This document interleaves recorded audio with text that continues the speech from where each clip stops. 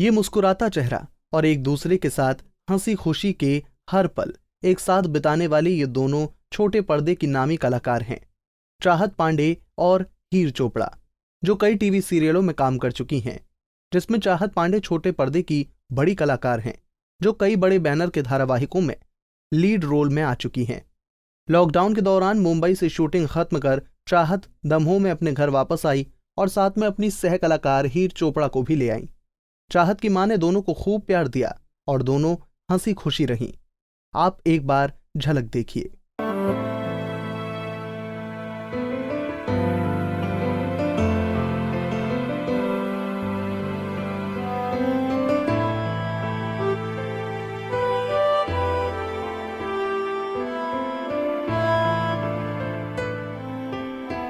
अब एकदम से हीर चोपड़ा का मिजाज बदल गया और किसी बात पर उसने चाहत से ही पंगा ले लिया और मामला पुलिस तक जा पहुंचा था।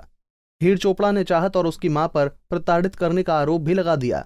उस वक्त पुलिस ने दोनों को समझाइश देकर हीर को वापस उसके शहर भेज दिया था, लेकिन मीडिया में मामला आने के बाद मामले ने तूल पकड़ लिया। अब देखिए विवाद की एक झलक। हमारे परिवार जिस थाली में खाया उस थाली में तुमने छेद किया है। संस्कारी फैमिली नहीं जाती पुलिस चौकी के पास। कौन लोग जाते हैं पुलिस चौकी? जिनके पास संस्कार ना हो। चलो बाहर आओ। अब फैसला आप खुद करिए कि हीर चोपड़ा जो दमोह में अपनी दोस्त टीवी स्टार चाहत पांडे के घर पूरे 40 दिन एक फैमिली मेंबर की तरह रहीं और फिर अचानक उसके सुर बदल गए, कोई भी यकीन नहीं करेगा। इतना ही नहीं, हीर चोपड़ा ने मीडिया के सामने चाहत पर गंभीर आरोप लगाए। इसे कहते हैं जिस थाली में खाना उसी में छेद करना। अभी आपने चाहत के घर हीर को हंसते नाचते गाते देखा, अब वही हीर के अचानक सुर कैसे बदले ये भी सुनिए। घर पे हूँ तो बहुत सारी चीज़ों को लेके टॉर्चर किया जा रहा था, चाहे वो खाने को लेके कभी 4 दिन की रोटी थाली में डाल दी, कभी सड़ी हुई सब्ज़ी 6 दिन की 5 दिन की वो आपकी थाली में डाल दी। तो ये सोच के मैं यार छोड़ो कोई बात नहीं, ये हमेशा के लिए नहीं है, ये लाइफ का एक पार्ट है। मैं मतलब कुछ बुरा टाइम है जो मैं काट लूँ, जो मेरे लिए नहीं करोड़ों लोगों के लिए जो फंस गए हैं किसी के घर। इस तरह से नहीं करना चाहिए, बिकॉज़ अगर आपके घर पे कोई है वो भिखारी नहीं है, वो टेंशन में या किसी चीज़ सिचुएशन में लेके फंस गया है। बिकॉज 4 रास्ते होते, मैं तो कहती हूँ 8 होते हैं, 8 के 8 रास्ते तुम्हारे लिए बंद हो गए थे। तो सब पालन कर रहे थे लॉकडाउन खुल जाए। हर दिन एक दिन मैं ऐसे काटती थी कि मेरा एक दिन गुजर गया, चलो अब 3 तारीख आएगी या उससे पहले 14 तारीख आएगी, तो ऐसे काट के अभी कल से मेरे साथ बहुत मिसबिहेव हुआ।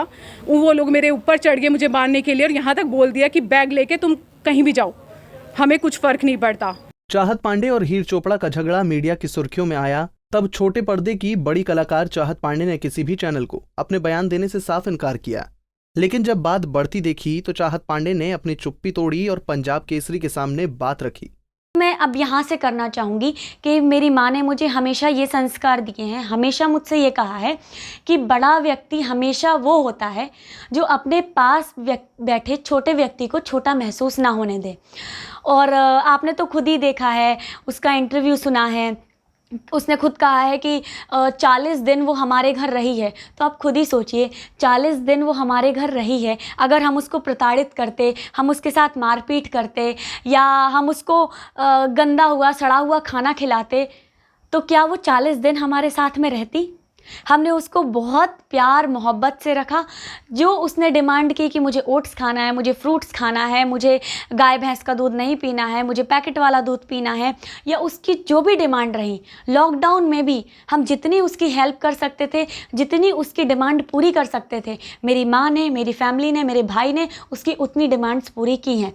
ये हीर चोपड़ा यहाँ पर आकर लॉकडाउन में फंस गई थी क्या? यस, वो आई थी मेरे साथ ये कह के कि मैं 2 दिन तुम्हारे घर रहूँगी, क्योंकि मैंने एमपी कभी देखा नहीं है, तो मैं चलती हूँ मध्य प्रदेश, थोड़ा घूमूंगी, 1-2 दिन तुम्हारे घर रहूँगी, उसके बाद मैं अपने भाई के साथ, मतलब उसका भाई आएगा और उसको लेके जाएगा, ऐसा उसने कहा था। तो 1-2 दिन बाद मैं तुम्हारे घर से चली जाऊँगी।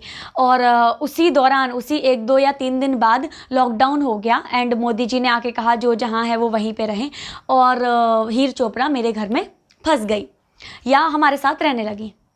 दोनों टीवी कलाकारों का विवाद जब जनता के सामने आया तो थिएटर से जुड़े वरिष्ठ रंगकर्मी कलाकार राजीव अयाची को भी सामने आना पड़ा और इस तरह कलाकारों के बीच के विवाद को चिंताजनक बताया। ये विवाद मीडिया और पुलिस के बीच में पहुंचा तो अपने आप में ये बड़ा दुर्भाग्यपूर्ण मामला था। और दरअसल जब भी कोई दो लोग एक दूसरे के साथ काम करते हैं तो मतभेद होना तो स्वाभाविक बात है। तो किसी बात को लेकर इन लोगों के बीच में विवाद हुआ और थाने तक ये बात पहुंची।